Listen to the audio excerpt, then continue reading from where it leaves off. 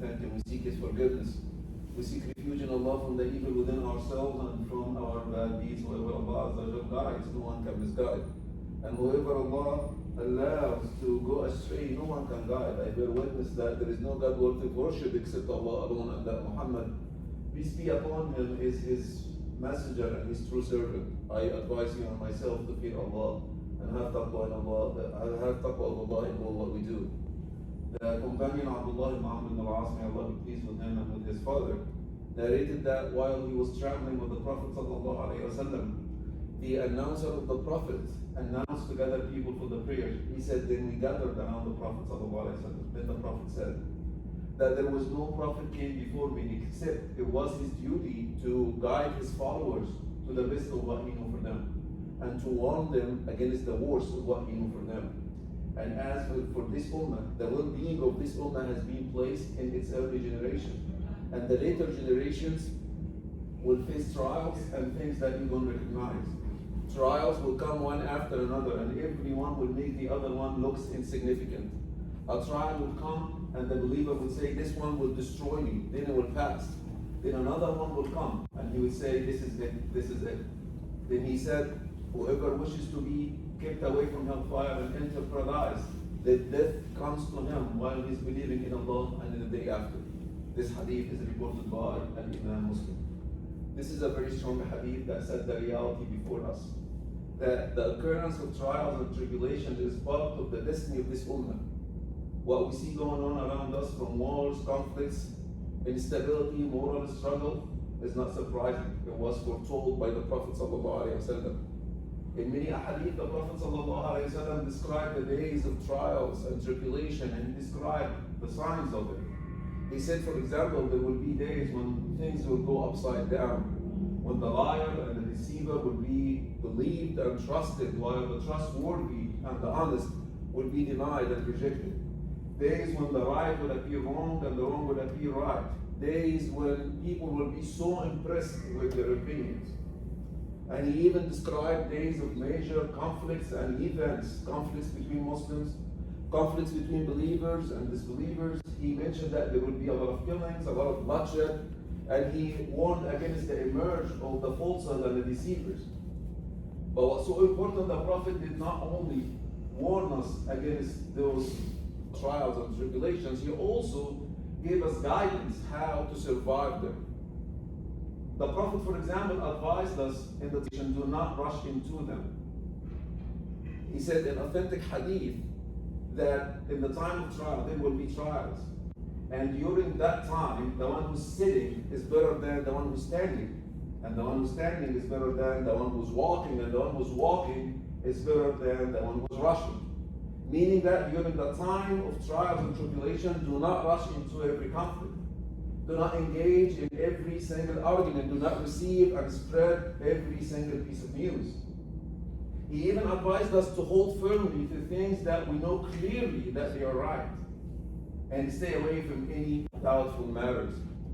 But above all of that, he gave us the greatest key to survive the trials, which is faith, Iman.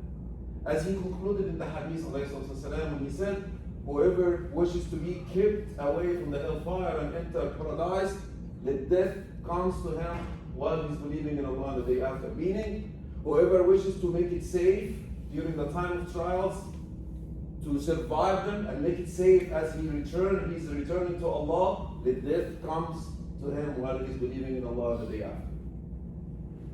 Iman or faith is the strongest source of power in the time of trials and tribulations.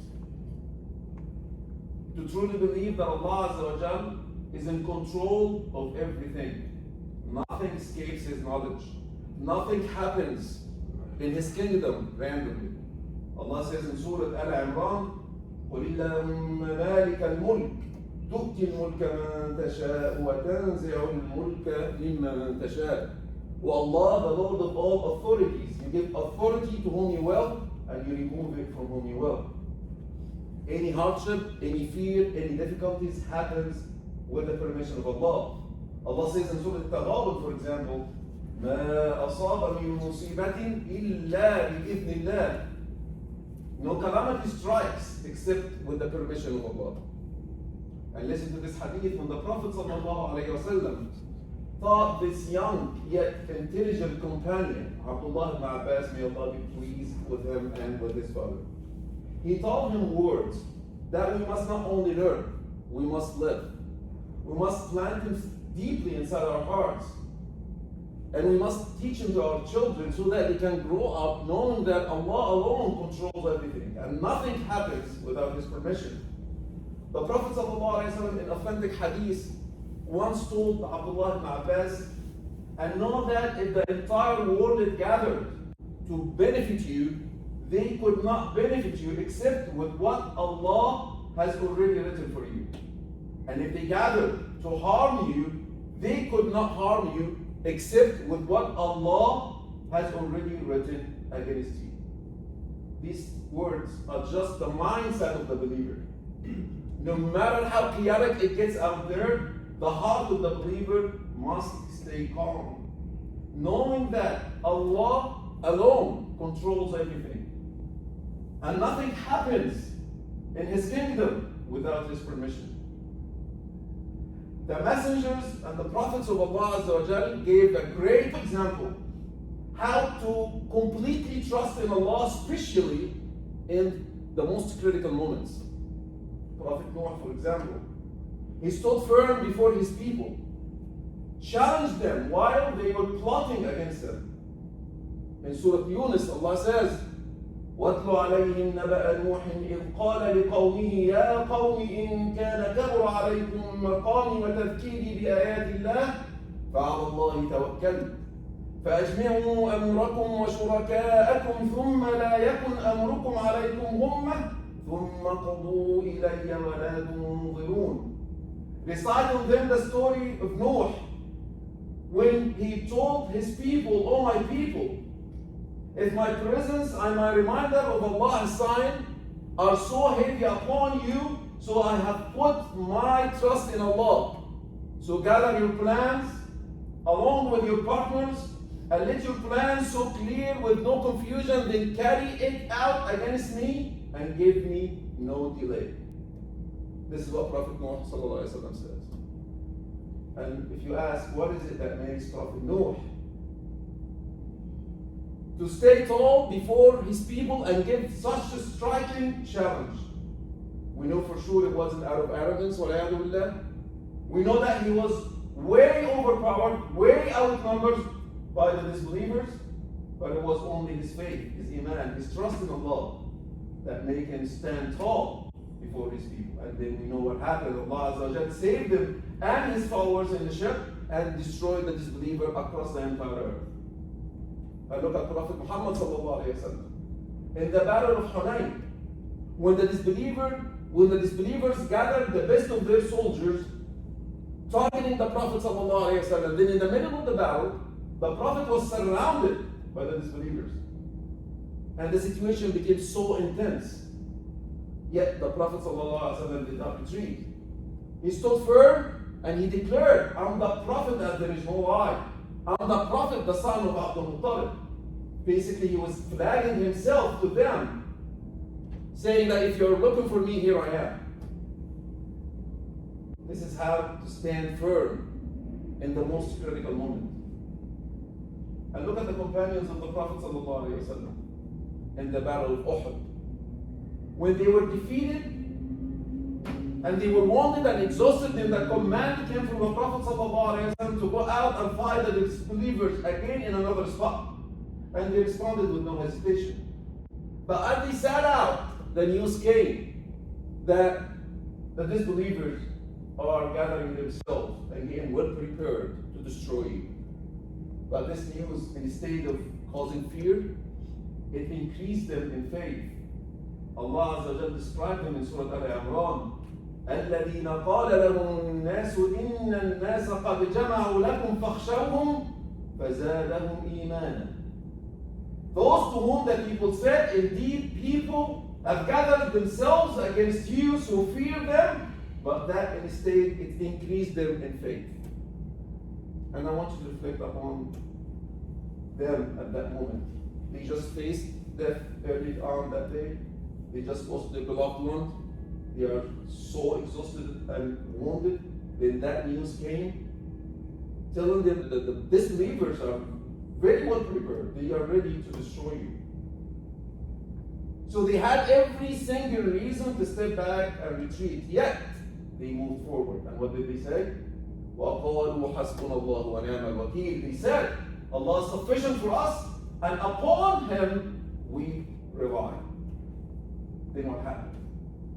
Allah Azza wa Jalla says, فَانْقَلَبُوا بِنِعْمَةٍ مِّنَ اللَّهِ وَفَضْلٍ لَمْ يَمْسَسْهُمْ سُوءٌ. They returned with bounty and blessing. No harm touched them.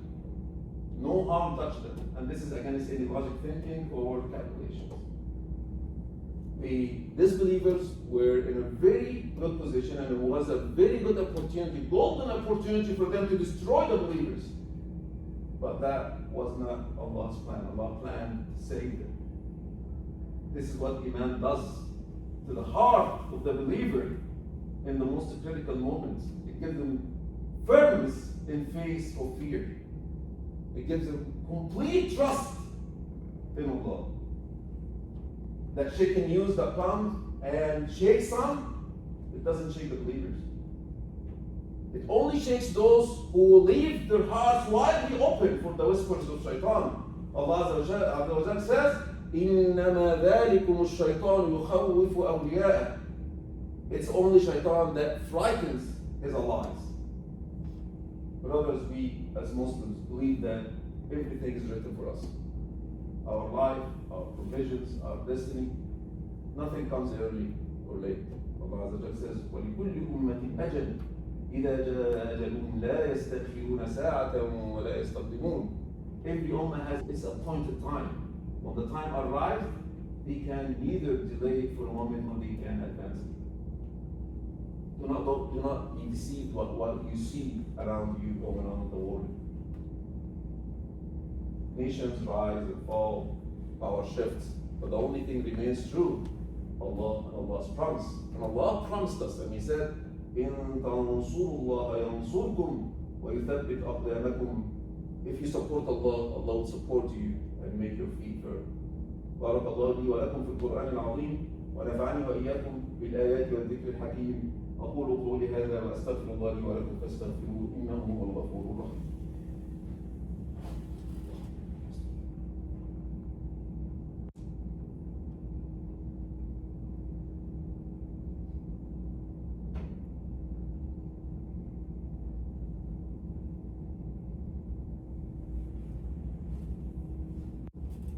الحمد لله رب العالمين والعاقبة للمتقين ولا عدوان إلا على الظالمين وأصلي وأسلم على المبعوث رحمة للعالمين سيدنا محمد صلى الله عليه وسلم وعلى آله وصحبه أجمعين أما بعد. Dear brothers, Allah Azza wa Jalla says in Surah Al-Naml, أَمَّنْ يُجِيبُ الْمُضْطَرَّ إِذَا دَعَاهُ وَيَكْشِفُ السُّوءَ. Who responds to the distress when they call upon Him and removes the hardship? And Allah alone is the one who responds. And Allah alone is the one who is capable to remove the hardship. But we only need to turn into Allah with hearts free from the attachment to anything except Allah alone, and make that sincere dua. Similar to those who are facing the danger in the middle of the ocean or the middle of the sea, when all means fail, then they turn into Allah, asking Him sincerely, attached to nothing but Allah Azza wa Jalla. And at that moment, Allah Azza wa Jalla responds, and at that moment Allah saved them. This is how the heart of the believer should look like, especially in the time of trials and tribulations. And also remember that calling upon Allah is not just a simple request to remove harm or to bring good. It's an acknowledgement that you saying that Allah is your Lord, and you deeply believe this is the one who answers. Allah, the Prophet ﷺ in authentic hadith said, dua is the worship.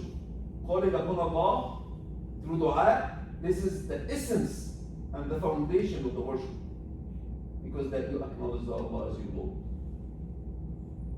And also I advise you and myself to hold firmly to adhkar, to the morning and the evening adhkar.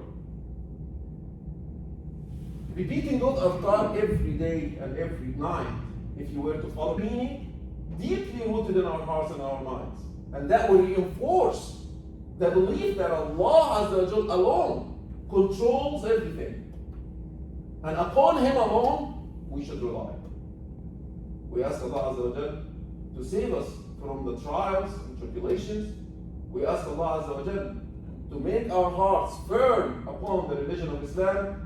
We ask Allah Azza wa Jal to make us among those who listen to the speech and follow. هذا وصلوا وسلموا على من أمرتم بالصلاة والسلام عليه سيدنا محمد صلى الله عليه وسلم وعلى آله وصحبه أجمعين. اللهم صل على محمد وعلى آل محمد كما صليت على إبراهيم وعلى آل إبراهيم وبارك اللهم على محمد وعلى آل محمد كما باركت على إبراهيم وعلى آل إبراهيم إنك حميد مجيد. اللهم نجنا من الفتن ما ظهر منها وما بطن. اللهم نجنا من الفتن ما ظهر منها وما بطن.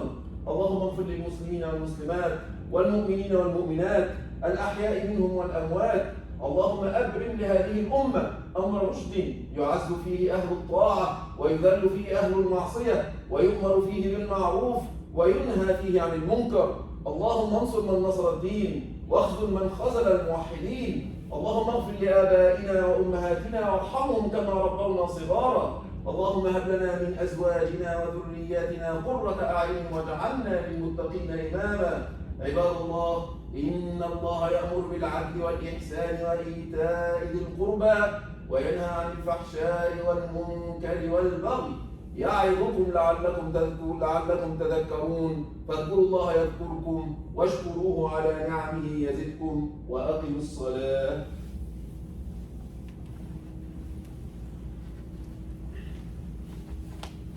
الله أكبر الله أكبر الله أكبر الله أكبر. أشهد أن